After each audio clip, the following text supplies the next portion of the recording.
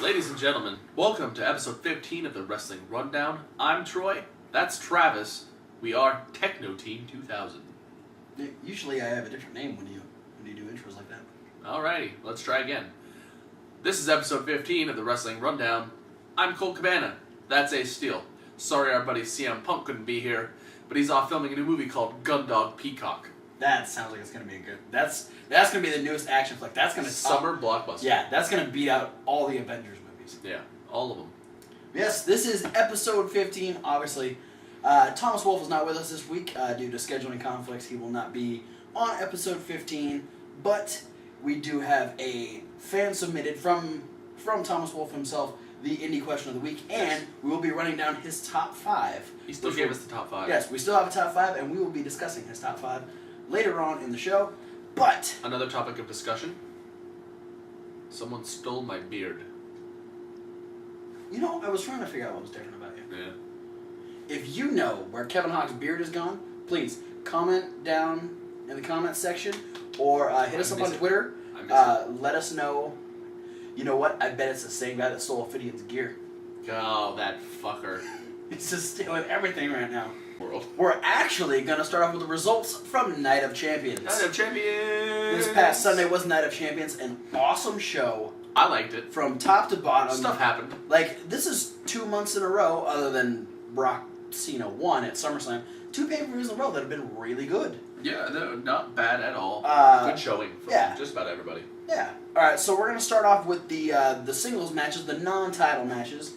We had Rusev defeating Mark Henry, which I actually thought Mark Henry was going to take it because they had such fanfare for him. Yeah, they built up the whole last week of like Raw and SmackDown of having Henry end the show, you know, building up his momentum into it.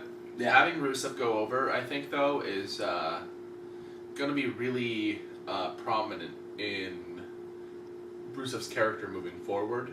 Yeah, I get and finally, you know, maybe eventually dropping the whole USA versus Russia and getting in maybe into one of the title pictures. Yeah, I think I could definitely see him taking the U.S. title from Sheamus, maybe, since Sheamus. We'll talk about that in a little bit. Sheamus retaining the U.S. title. Perhaps he'll end up, you know, being like, rather than doing the Russia versus USA, it'll be the Russians. Russia has now become a superpower, and he'll, you know, run through as like the dominant country, and he'll like kind of face off against other people like Kofi Kingston from Africa and just different stuff like that. You know what I thought would be a great, a decent feud for Rusev that I thought would be interesting if that's how they brought him back is I thought, what if they do Rusev versus Ryback? Interesting. It's a big guy. They haven't put him against. Yeah, Ryback should be coming back fairly soon. I know he had successful surgery. He'll be Ryback. Ha! That's funny. I have nothing to add to that. We're gonna move on with a singles match that didn't happen. As we noted last week, and as you probably saw on the WWE Network, if you paid your $9.99 last month, Roman Reigns. I did. Roman Reigns was not able to be at Night of Champions due to a hernia that he had surgery on just the 2 days. The night before, I think. Yeah, 2 days or the day before Night of Champions. So that left Rollins with no opponent. And Rollins would come out and get the unofficial victory over Roman Reigns, even though everyone knew he wasn't going to be there. I wouldn't say it was an unofficial victory. Bell rang, referee counted, ring announcer announced. Yeah, but it was an official forfeit. So you're going to call the win at Money in the Bank, or not Money in the Bank, but the other one. What was the other one? When he didn't really beat Dean Ambrose. Whatever was before SummerSlam. Your favorite pay-per-view, apparently. The only pay-per-view I can remember the name of. Yeah. But no, so Rollins would do the cocky heel thing, and he would put out an open challenge. Anyone in the back, didn't matter who it was. It's a big opportunity to face Mr. Money in the Bank. Exactly. Someone can step up to the plate and make a big name for themselves. he would be challenged by a cab. Yeah, cab pulled up. Cab pulled up. Didn't get paid, by the way. No. Because Dean Ambrose would make his return after a month of being gone. Got out of the cab and beeline for the ring. Yeah, and would whoop the shit out of Seth Rollins. He would elbow drop a giant group of authority members and referees and all kinds Security of people. So much fun. I feel it was a really entertaining I segment. feel like this week got more fun because Dean Ambrose came back. Yeah. Like Raw's been kind of in a slump. The WWE itself has kind of been in a slump over the last couple weeks, and now that Dean Ambrose is back, everything has been fairly exciting this week. Yeah, everything got to put itself back into place. Yeah. So that really wouldn't be a match, so I'm going to give a moral victory to Dean Ambrose, even though he wasn't on the card. Yeah. And up next, our last singles match, we had Randy Orton go over on Chris Jericho. We kind of saw this coming because we knew Jericho was on his way out of the company. I expected the Jericho loss or post-loss anything to be a really definitive Jericho's going to be gone for a while. That didn't happen. No, we didn't get an injury angle. We didn't get Jericho didn't really get to sign off from WWE. So I feel like they're gonna reserve that, and he's gonna come back and do another small program with Randy Orton, maybe. Very possible. So let's start getting into some title matches. How about the U.S. title match? Cesaro and Sheamus. Oh, this was probably the show stealer. It was so physical. Yeah, these two. It was ridiculous. They went balls to the wall with just action. They were so aggressive with each other. We saw a whole different fire out of Sheamus than we normally do. We had, It was because Cesaro slapped him at the beginning of the match. Yeah. Cesaro. Don't slap Sheamus. Cesaro lit the fire and couldn't put it out because Sheamus, as we said earlier, retained the U.S. title. I thought for sure Cesaro was going to take it. I was leaning towards Cesaro. There were a couple times where it looked like he was about to take it. Yeah, there was some great faux finishes where you almost thought it was over, and Sheamus, ended up taking the victory, and has now I don't know. I think the week leading up to Night of Champions, he was on a really good streak, and he stayed on a real good streak this week too. I mean, he's definitely. There's a different mentality there. And it's playing on one of the things that we talked about in the past episodes, where we're talking about how not being the U.S. title and the Intercontinental title not being relevant. They're trying to make them relevant again, I feel. Well, yeah, and with the lack of Brock Lesnar on the shows, you get more. Well, I mean, not this one obviously, but knowing that Brock Lesnar's not going to be on every Monday Night Raw, you have a reason to make those titles more prominent. Yeah. Sheamus retained, but there are people who didn't. How about the Usos versus Gold and Stardust? Yes, this opened Night of Champions. A great pace, probably the best match these two teams have had against each other. Without a doubt. And, because, initially the chemistry just didn't work. But this time it clicked. It was just, it wasn't overly fast-paced, but it was still quick enough. Got the action started the right way, and we have brand new tag team champions in Gold and Stardust. Yeah, I like the double dive thing. Yes. Where Uso was bouncing off the ropes, and before he could get over the top rope, Goldust ran off the apron and crossed paths with him and did his somersault dive off the apron. We know that Gold and Stardust are a very athletic team, and I mean Goldust, come on, looks better every time he has a match. He just looks better. Yeah, best of his career right now. Yeah. Is what we're seeing. And he's 45 years old and he's doing these amazing matches. And then you got Stardust, who's just so young and has so much fire in him. But then you got the Usos, who are just naturally athletic. Yeah. And they play off of each other so well. And I can't think of two more fired up superstars than Jimmy and Jey Uso. Yeah. Always high energy. Yeah, super young with a lot to prove. And we're on a 7-month run as the tag team champions.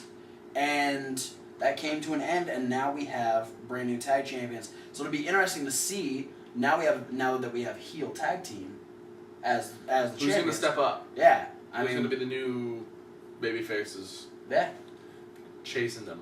Yeah. Another title that we didn't expect to change. The Intercontinental title. Yeah, Miz took it away from Dolph Ziggler. I was surprised. Yeah, legitimately surprised. Out of all the title changes that happened at Night of Champions, this one surprised me the most. Yeah, I think as far as title changes go, because I thought this one was going to stay on Ziggler, and I thought Cesaro was going to take the U.S. title. They flipped it on me. But it's just like Hansel. Ziggler is so hot right now. Why would they pull the Intercontinental title off? I'm not sure where he was going with that. Zoolander reference? No. It's been a while since I've seen that movie. Apparently. I'm just so excited for Gundog Peacock. I'm not focused on Zoolander. Any other movies. Yeah. But no, Miz held his own. Really great match. You had Damien Mizdow. The Phantom wrestling. Yeah, that he does on the outside. It is hilarious. Even Phantom selling. Like, spoiler alert, but Mizdow is on Thomas Wolfe's top 5. I'm not going to give you the spot that he's in, but he is on the top 5. This whole week, he has been golden. This has been the best week for Damien Sandow. Dare I say he's been awesome? Can I go there? I don't know why you're asking. You just did. Yeah, all right. There ain't no stopping you. But yeah, we do have a brand new Intercontinental Champion in The Miz. Probably one of the better Miz matches we've seen in a while. And yeah, it was a super shocking title change. And it feels very strange for me to say this, but the Miz matches have been way more entertaining in recent history. That's because he's been... Because Dolph Ziggler? No, it's because he's had Miz now with him. It ups the worth of the Miz. It does. It does. It's good when you have a stunt double. And then with our final title change, we had AJ Lee take it in the Triple Threat Divas match. I did not expect AJ to take the title. I believe going into the pay-per-view, you guys were both voting for Paige to retain. Yeah. And I was voting for Nikki to take it. Nikki did not take it because she got fucked up at the end of that match. Yeah, she took a snapmare off the apron to the floor. Yeah, and she was done. That probably hurt. These 3 women went all out. You know, I love to see it.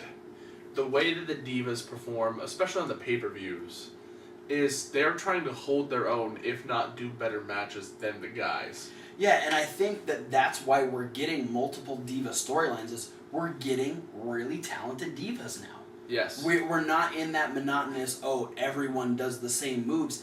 Everyone's got their own personality, and it allows for more dynamic matches, and you get people who can play off of each other. You've got this great storyline between AJ and Paige, and then you get the, I'm on a power trip heel Nikki Bella coming into the mix.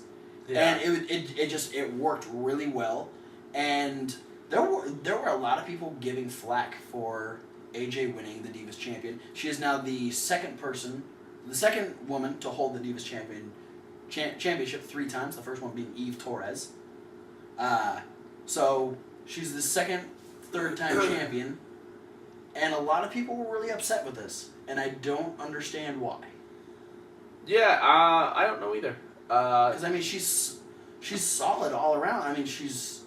A lot of people are saying that they have this rule going around in WWE right now that no one who's on the cast of Total Divas can win the Divas Championship. Yeah, and it's because Total Divas is shot so far in advance that whoever's champion on the show may not be champion on Raw and SmackDown. Yeah.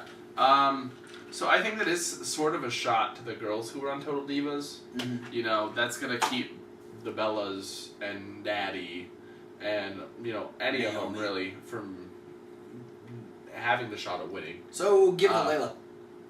Yeah. Layla. Break away from Summer Rae. Just for a little bit. Not really. Keep doing your girl stuff. Yeah, you can keep doing that stuff, but give Layla a shot. You keep hitting that thing.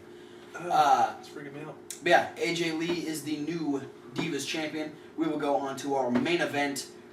Brock Lesnar versus John Cena. John Cena's rematch from SummerSlam. The most anticipated rematch of the season. That was a lie, but If I knew they were going to do as well as they did, I would have been more anticipated for the match. Absolutely. These guys, compared to their first match, this looked like a masterpiece. Yeah, and that was actually the text message that I got from you prior to watching Night of Champions. Yeah. This was what the first one should have been, but in the same vein, if it would have been that for the first one, this one probably would have sucked. Yeah, or I think if the first one would have been like this, there wouldn't have had that urgent need for the rematch. Yeah, because it was like this time it was like more so the first one's like, oh, it's a title match, we're doing the title thing, and if we would have had the first one be more like number 2, it would have been just like, oh, I need a title rematch. Yeah. Same business. Where the fact that Cena got so decimated during Brock Cena 1, it was even more so just like, I need to prove that I can beat Lesnar. Mm-hmm. And really the title's more the afterthought. Yeah. Well, yeah, and that was his whole thing, was he wasn't going in to beat Brock Lesnar, he was going in to beat Brock Lesnar's ass. And he did. He took it to Lesnar, just straight up, was not messing around. Lesnar gave some back too. Oh yeah. Lesnar was not lacking in the physicality department, because he went straight back for that German suplex. He was. Oh, please God, no. Please God, no. He was locking in that Kimura arm lock a few times. Yeah, that's one of the things that we complained about missing from the first Cena Lesnar match. That's a Brock Lesnar staple since he returned in 2012. Yeah. Why didn't he use it at SummerSlam? My moment of the match was when Cena was in the Kimura lock and picked Lesnar up off the ground. Yeah, still in the Kimura. And he picked him up off the ground in the Kimura lock and was able to run him into the post twice. Yes. Not just once, but 2 times without Lesnar touching the ground. Yeah. Ran him into, and that's what broke the hold. Cena actually hit an FU like right off the bat in the match too. Yeah. Not too far in. Cena hit a total of 4 FUs during the match. Really? Yeah. And count. Right before he was about to get the win, obviously 4 FUs, that's it even for Brock Lesnar. Yeah.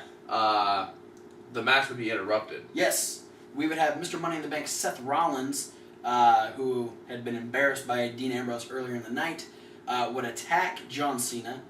John Cena would actually win by disqualification. But then we had that moment where you see Brock Lesnar's down. John Cena's down. He delivers the curb stomp to Brock Lesnar. Yeah. And then you're like, no way. Is this really going to happen? And he gives the briefcase over, and it's just about to happen. The announcement. He says, I'm cashing in the Money in the Bank against Brock Lesnar. Start the match. Justin Roberts announces that it's happening. The referee starts to get in the ring. Seth Rollins starts to get in the ring, and Cena yanks him down off the apron. Yeah. There was that moment where Seth Rollins was like, oh, this is real. Seth Rollins was about to become my favorite wrestler ever. He would have interrupted a match we didn't want to see in the first place, and he would have taken the title off of Lesnar. Yeah, I'm just saying that now. Guy who takes the belt off Lesnar winning my spot as favorite wrestler. Yeah, I can believe that. But yeah, so then we get John Cena fighting off Seth Rollins. Seth Rollins escaped, and bell never rang. Yeah. So technically, he's still Mr. Money in the Bank. He's still Mr. Money in the Bank, but he did ruin John Cena's chance at becoming a 16-time world champion. Yeah, Cena gets to fight off Rollins and turns around and gets an F5 for his troubles. Yes. Lesnar leaves looking strong. Cena's left looking depressed because he was almost there, didn't get it, rounded out in an awesome pay-per-view. I was entertained all the way through, and then... I was glad there was no Titus O'Neil. Yeah. So... Yeah, really, the only lackluster match was the Henry Rusev, just because it was short, but I think it played to the fact that these are 2 heavy-set dudes that were going to be doing a lot of damage to each other. Yeah. I mean, yeah. It was kind of... And it was more, we expected a little bit more, I think, out of Henry. Yeah, and, they took him out fairly soon, so... Let's review Raw while we're here. Alright, so we're moving on to our Raw review, coming off the heels of a great Night of Champions. We open up with Dean Ambrose making his return to Raw and saying that it doesn't matter how long it takes. He's going to sit there in the ring, hold up the show, because he wants Seth Rollins. Yeah, doing a sit-in. We really haven't seen many of these since the Attitude Era. Yeah, the Attitude Era got a lot of sit-ins from guys like Stone Cold and The Rock. I think the only other person to ever do kind of a sit-in was CM Punk. Yeah. But it was an interesting thing. He calls out Rollins and gets John Cena. Yes. And I think we all knew because John Cena now has his own beef with Seth Rollins why he came out. But he reiterated it anyways. They're both now in the I want to kick Seth Rollins' ass club. Mm-hmm. And which is a growing club, by the way. Yeah, it seems getting like there's a new lot more members members every day. Yeah. I'm in it, but only because if I did it, I could just say that I kicked Seth Rollins' ass. That would definitely be something to write home about. It would. Yeah. I would write So then we almost get Dean Ambrose and John Cena coming to blows. Yeah, they kind of got in each other's face a little bit. Yeah, they were getting ready for a fight, but they were interrupted by the Authority. Triple H's music hits. You get the entire Authority walking out. Triple H tries to defuse the situation, said, okay, Seth Rollins isn't going to be wrestling tonight, but you guys will. But before he can make any matches, John Cena goes, no, I'll tell you what's going to happen. I'm going to come down there and get him myself. And then you get Dean Ambrose and John Cena bum-rushing the Authority. Seth Rollins, who is in the back of the group, takes off. Dean Ambrose and John Cena are just beating the crap out of everyone except for Stephanie. Yeah, Stephanie just in the middle of all. They get rid of Kane and Orton, who were sitting there as the wall. And Triple H isn't really touching anybody. He's like trying to grab, but he's not like throwing punches or anything. But Cena and Ambrose take off like bats out of hell after Rollins. Yeah. As Rollins makes his way backstage, straight to the parking lot. He hijacks the guy's minivan. Yeah, shoves a dude out of the way and just jumps into the driver's seat. Ambrose dives into the trunk, the open trunk of the minivan, and Rollins gets a face plant for his troubles. Yeah, Rollins speeds up. Ambrose falls out of the car. Cena's probably trying not to laugh at Dean Ambrose. That's probably why the camera wasn't on John Cena. They're just like, let's focus on Dean Ambrose because John Cena's losing his shit right now. And Ambrose threw that guy's luggage. Yes. Well, he was mad. I mean, I'd be mad if I fell out of a car and who should be mad is that guy. His van was stolen and his luggage was thrown. Yeah, no joke. And you know what? Guy. I actually saw something online which makes a lot of sense. This was actually posted by Darren Corbin. When being in the backstage area of a Monday Night Raw, get the rental insurance because you know something's gonna happen to your car. Yeah. It happens more often than not. So we come back from commercial. Kane and Orton are talking to Triple H, and Triple H makes matches for later tonight where Kane will be taking on Dean Ambrose, and Randy Orton will be taking on John Cena, and both of them are like, why are we being forced to clean up all of Seth Rollins' messes? You know, he does something... Yeah, I think the term was, we're tired of putting out the fires that Seth Rollins is starting. Yeah. And so there's definitely getting some more dissension in the ranks of the Authority. And it's because Seth Rollins is kind of taking things on his own accord. He's not asking permission to do things. He's just doing them. And it's starting to piss off Kane and Orton. Yeah. So we have 2 matches set for later in Raw.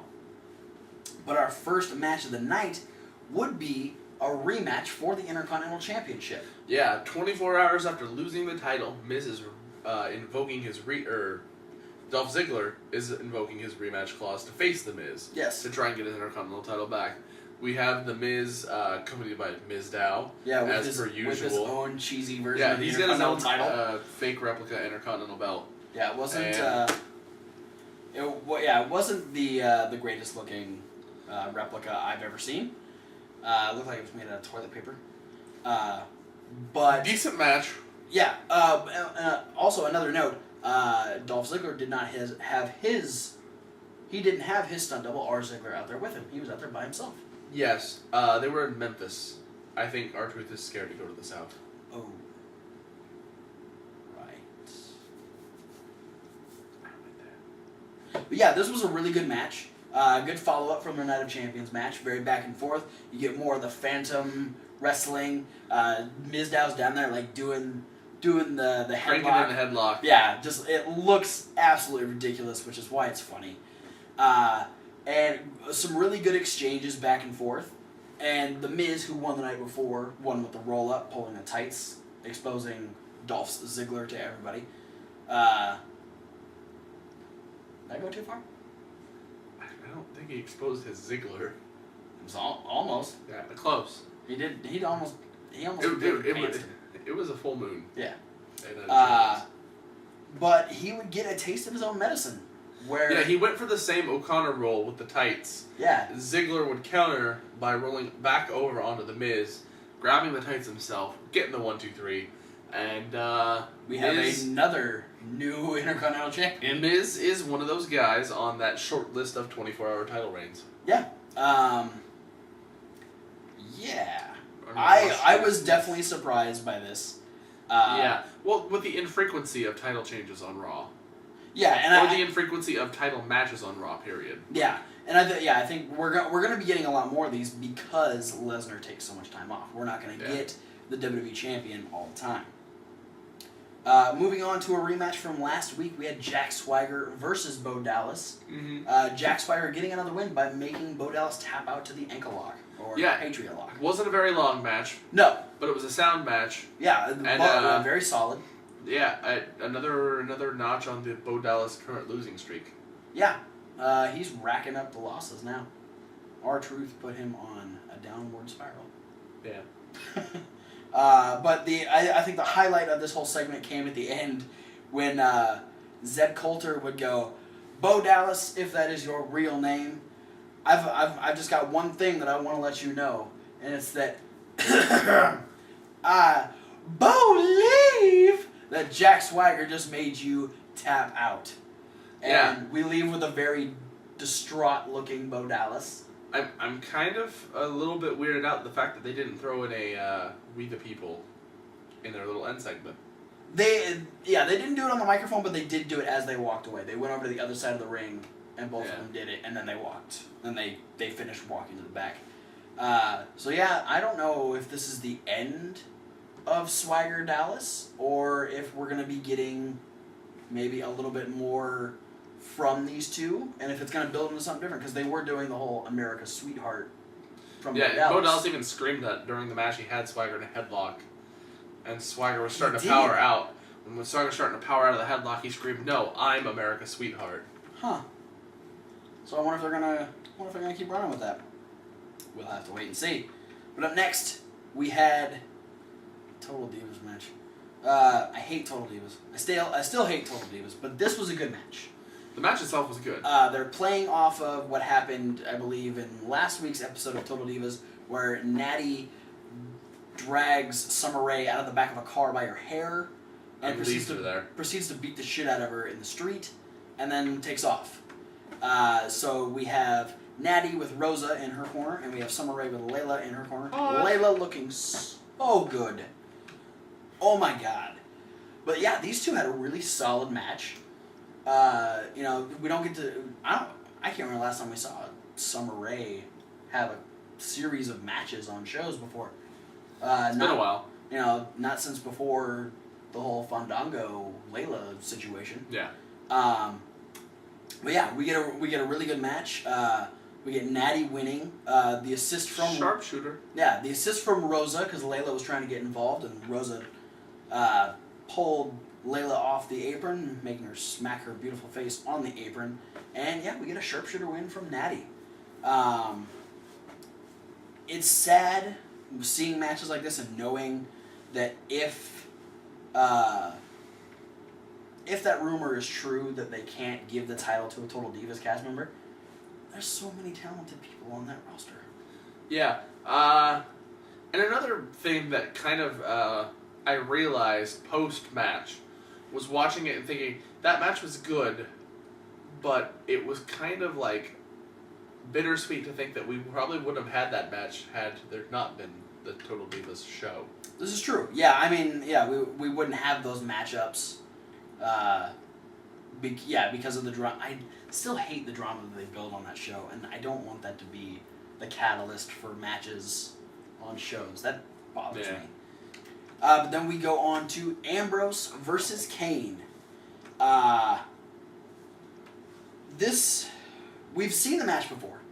Yeah, I'm gonna be honest. The match didn't really capture my attention all that No, much. and that's saying something about a Dean Ambrose match, because there's usually something that Dean Ambrose does that kind of catches our attention. Yeah. And especially Kane having the great match he had with Jericho last Monday.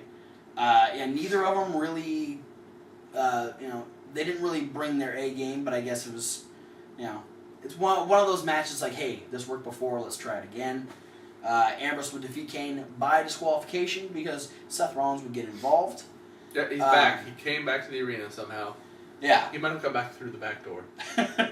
And well, we'll get. I didn't say anything. Not yet.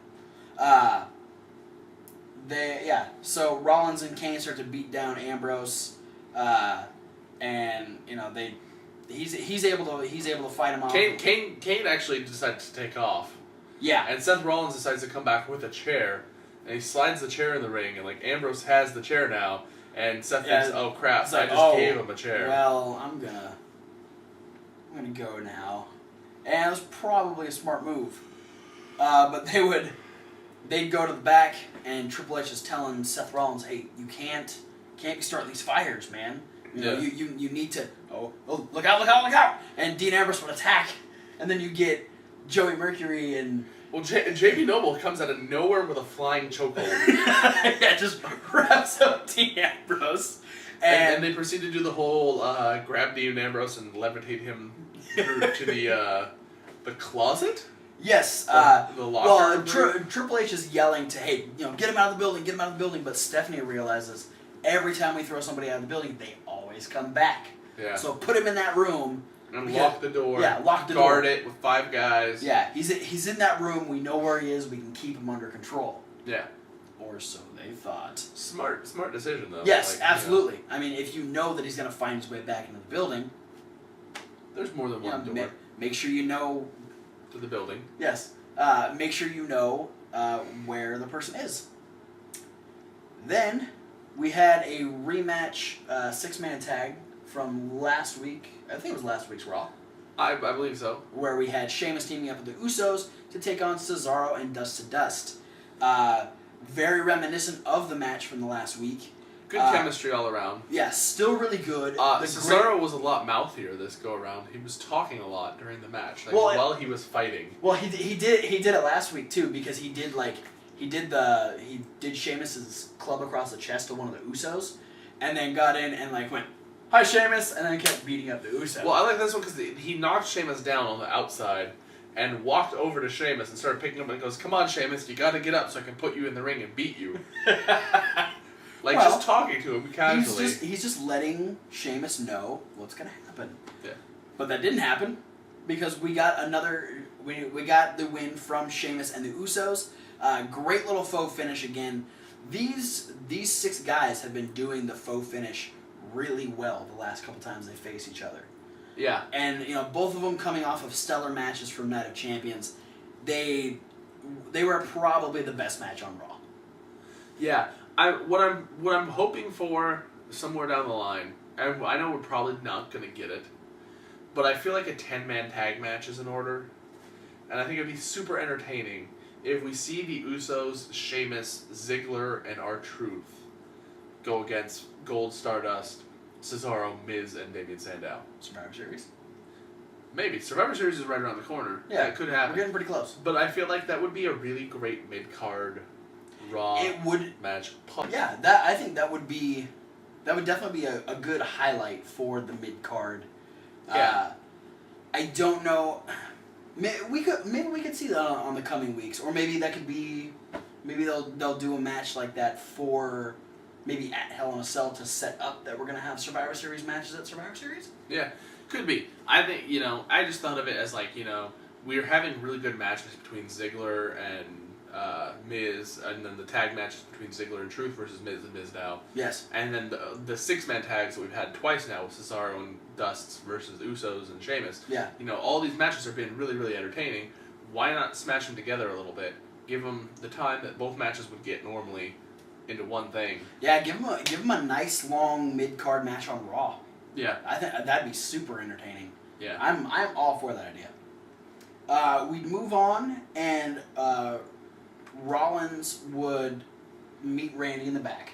Randy's getting ready for his match with John Cena, and he'd say, "Hey, I know you probably don't want to see me right now, but I just want to let you know that me and Kane are going to be out there at ringside for you, and we may have a surprise waiting for you out there." Yeah, he was being very, very reassuring. He says, hey, when you're out there fighting Cena, I'm going to have a surprise there for you. Oh, and then me and Kane also decided we're going to be out there watching the match, too. Yeah. So, stacking the decks against Cena a little bit. Put a smile on Orton's face. Yeah. What the surprise could be.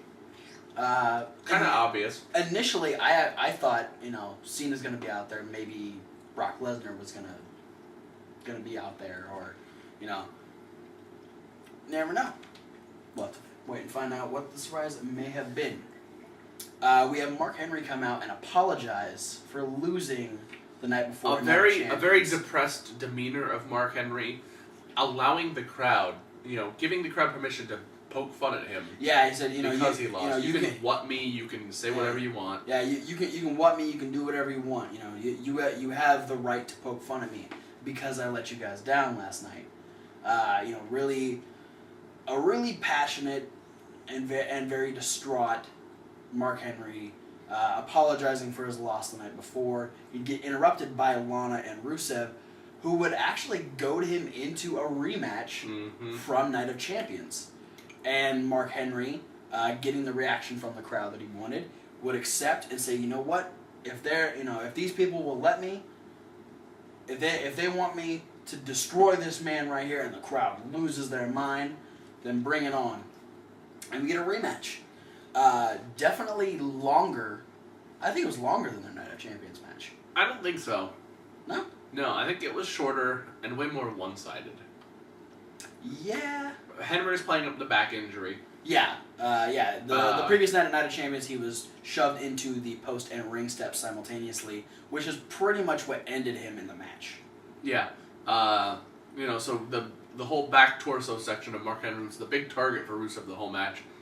Henry didn't get a ton of offense. And then we had the Jack Swagger syndrome, where second go around, Rusev versus Henry, instead of tapping out to the accolade, he passed out from the accolade. Yes, very a la Jack Swagger. So this would set up an interesting storyline for Mark Henry. We'll get to that in a little bit. During the midweek wrap-up. Yes, and speaking of the midweek wrap-up, we actually got a graphic that let us know that Dean Ambrose was going to be on Miz TV on the main event. I usually don't watch Miz TV, but when Dean Ambrose is on. Yeah, Ambrose is on it, so I'm going to watch it. Yeah, because it's going to be entertaining. It's going to be fun in a bun. Yeah. One crazy little button. Then we get just a really fun tag team match. We get Adam Rose and the Bunny defeating Slater Gator. The Bunny making his active in-ring debut. And Slater Gator officially going by Slater Gator with mashup theme music. Yeah, new which thing. Is just kind of the hip-hop beat of Titus O'Neil's theme song mixed with the ooh-ooh-ooh sound from the 3MB theme song, which worked out surprisingly well. The what sound? The ooh-ooh-ooh. I can't sing right. Don't make me sing. YouTube doesn't want to hear me sing. Maybe they do. If you want to hear me sing the 3MB, you know what? If we get enough responses in the comments section down below, I'm going to say if we get at least 10 comments from different people saying they want me to sing the 3MB song, I will record a video of myself singing the 3MB song. And that's a promise. Because it's on YouTube. And there's proof. And everything on the internet is true. Yeah.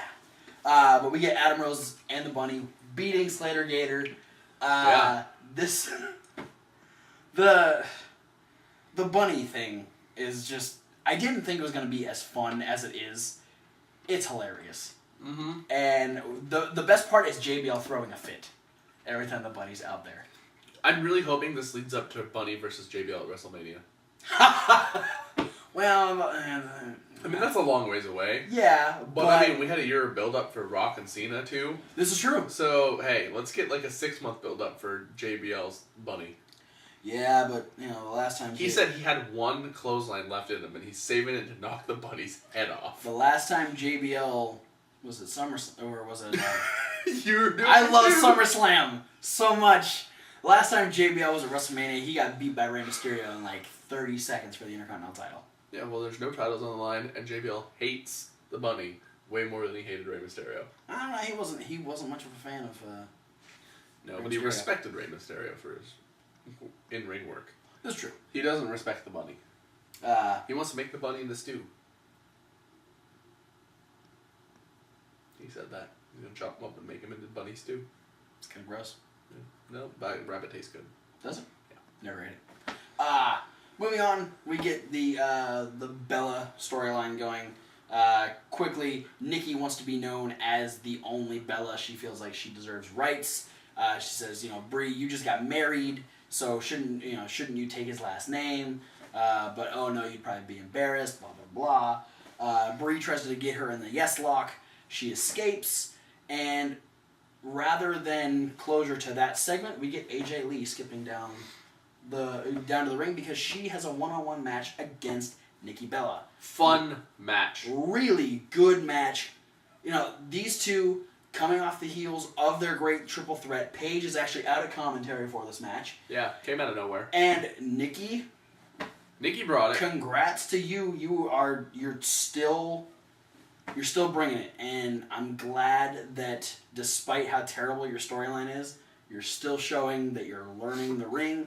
You're doing a great job. Yeah, that's the one thing I give the Bellas props for, is they're still becoming better wrestlers, despite the fact that their storyline keeps getting worse and worse. Yeah, and and that's kind of been the thing we've talked about is that despite Thomas Wolfe even says the fact that their promos suck always makes me forget how good of wrestlers they are. Yeah.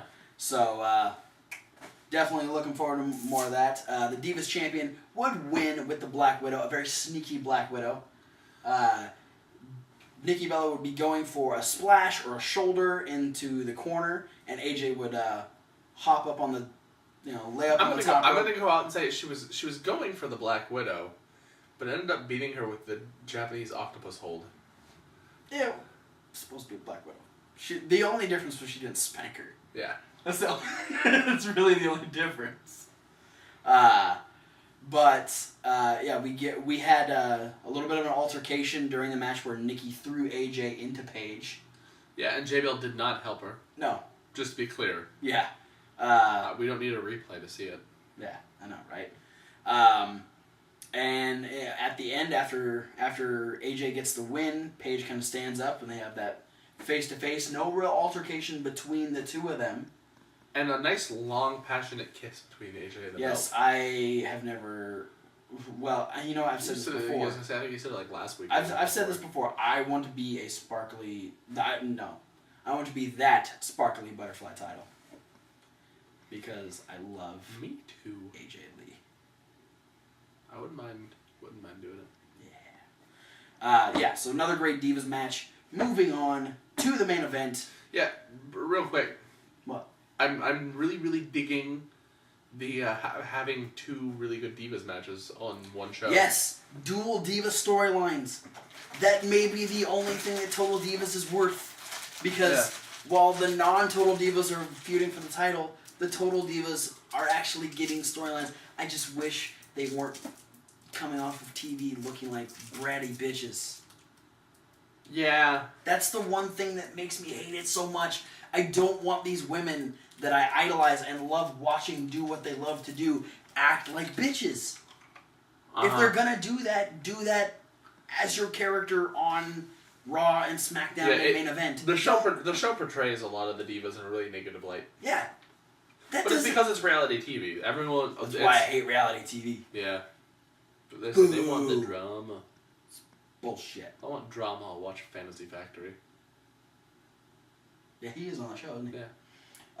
Yes, moving on. We are at our main event. We are at Cena versus Randy Orton 3000. 492.